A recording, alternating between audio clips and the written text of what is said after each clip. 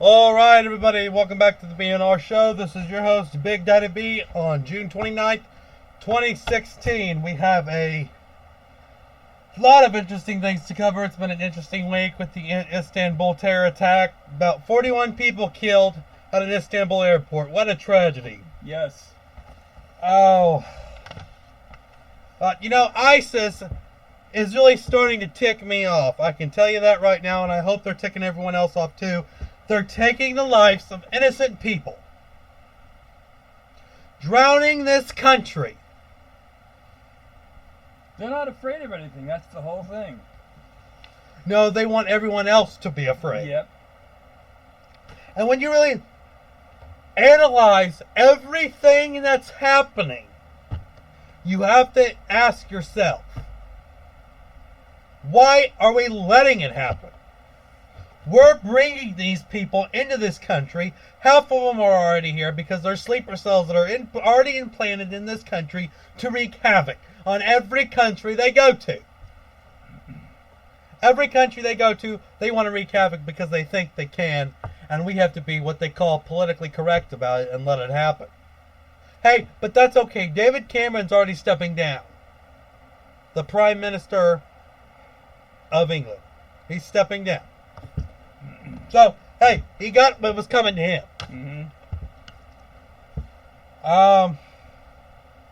Passengers were walking through shards of glass everywhere after the attack. And one actually came in with an assault rifle. Then seconds later, he was shot down, and then seconds later detonated his his vest, sorry. So, I mean, this country is running rapid with just terror and terror all over the place, and we're sitting here, we're not going to do nothing about it because we got to be politically correct. Well, screw it. Let the American people decide, okay? Let the American people decide if they want these people here or not. I sure in the hell don't, because I'm sick and tired of this crap happening. What about you, Shadow Man? I don't want them here. Definitely. I mean, I hate saying that because I'm supposed to love everybody, but I don't. I really don't. I think that they have their own country. Let them stay there. I hate saying that. That's exactly how I feel. I prefer them to stay there. I mean, they won't even learn our language. I saw today on it was on the internet. They were doing the American flag. I guess it was a baseball game. And you know how in a baseball game they have the stars and stripes? I think it is. Anyway, where you stand up, and they showed this one thing where it was a group of Muslims, and they were just sitting down, just not even standing up for it. That is very un-American. If it was anybody else, they would stand up. At least out of respect. Yes. If we go over to France or another country like that, we have to learn their language. They're not going to adapt just because we're there. No, we have to learn their language and their culture and their customs. If these people want to come over here, they learn their customs, they learn our language, and they obey the law and not terrorize every damn thing they come in contact with. Yeah. I mean, and then I don't know. And yet people, and the one guy that was doing the video camera and all that, he was actually just standing there, instead of, I would just be doing all over the other place and just leaving him alone. It's like they were just there to be shown what was going on. I would not even be seen. I would go other places, ignore them. Exactly. It's sad to me that the United States government is allowing this to happen. Not just the United States government. It's other countries allowing it to happen as well. Nobody is stepping up to do their part and saying, no, we're not allowing this. Nobody is doing that. I don't see how this is still happening, why this is still happening, why it needs to happen. Because it doesn't need to happen. Innocent Christian lives don't need to be taken because a whole bunch of radical jihadists want to come into this country, and yes, I'm calling them radical jihadists. I don't care what other people think they are. That's what I think they are. Mm-hmm. Or know they are. That are beheading innocent Christians. I won't stand for that. America shouldn't be standing for that, and all these other countries shouldn't be either. But they're too afraid. Exactly. Or they don't want to make the first move. No. It would be oh my God, they make the first move, and it turns out to be wrong. Oh. And I believe this refugee crisis is just all part of a plan. Mm-hmm. It's all New World Order bullshit, as I call it. It's just all part of a bigger plan that they don't want you to know about. But yet they come back and admit. Okay, it's just like when the United States was when we did the story about United States government smuggling refugees into the country. They said, "Oh no, we're not doing it," and then they come back and admit they're doing it. Now that's pretty bad. I give them credit for admitting it, but then again, I don't at the same time. You've got to you have to make an effort to stop this crisis. This isn't a board game. This isn't reality TV, and this isn't Fantasyland. This is real life. And consequences will happen in real life. You know, there was a board game a long time ago called Stratego, where you had to capture the enemy's flag and all that. In a way, this is what they're doing, but it's real life. Things are actually going off. I mean, this isn't a play date. Uh-huh. This is legitimate real life. This is, I'm going to call it this. Excuse me. This is a legitimate real life crisis that needs to be dealt with immediately. Not tomorrow, not the next day, not 2 years from now. It needs to be dealt with right now. We've got to put a lid on this situation and immediately. Or this will blow up into something that no one wants it to blow up to. Mm-hmm. We have to put a lid on this situation, and fast. We can't keep letting these people come into our country and terrorize everything they come in contact with. It's just not right.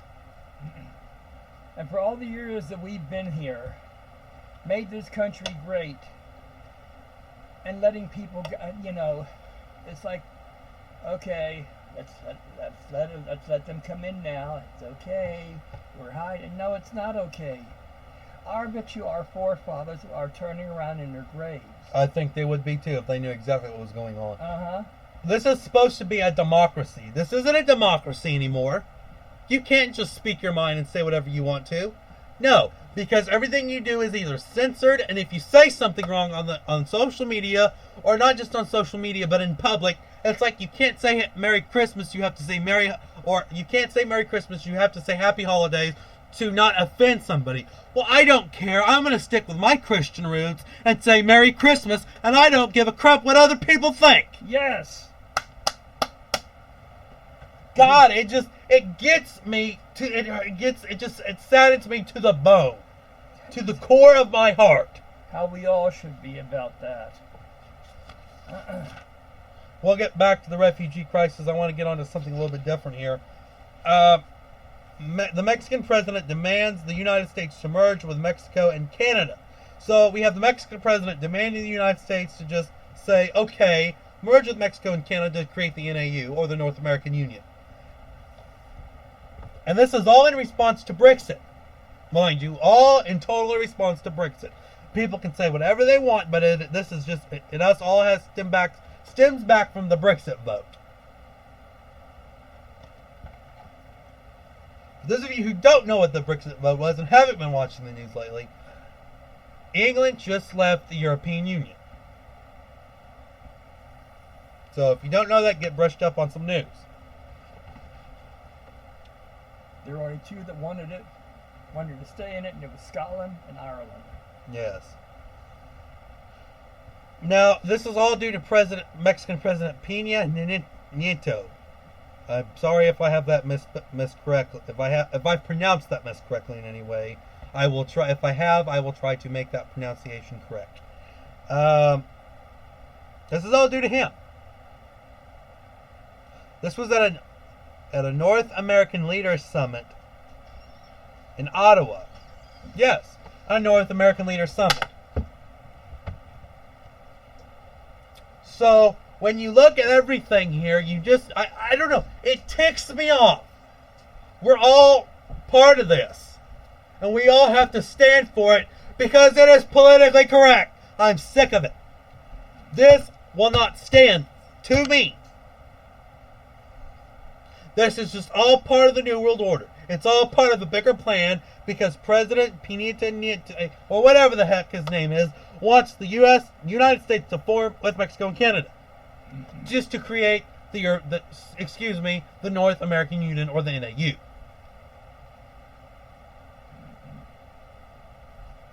Now, to be truthful, I didn't hear anything about that, so I have nothing to say. And supposedly, this would increase labor mobility, is what they're trying to tell everybody, which is total crap, okay? That's not going to create any labor mobility at all.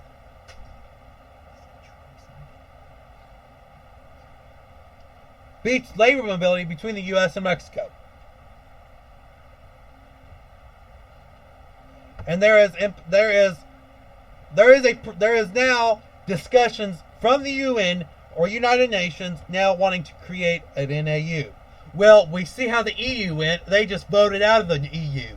England and all these other countries are voting to go out of the EU. So we'll see how a North American Union goes, okay?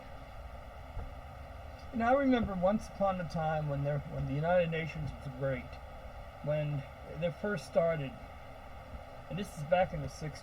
I mean, people used to even go there to see the groups and all that. They were invited to go see what was going on, and you were so proud. Again, you were so proud. Nowadays, it's like, you don't want to even go places anymore. No, you don't. And here's the thing, there's really no jobs in Mexico. No. And NAFTA forced the price of corn so dramatically low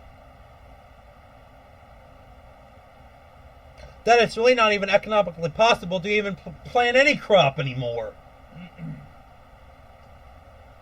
Let alone anything. Well, anything in this earth is really bad. Yes. NAFTA disrupted Mexico's corn production.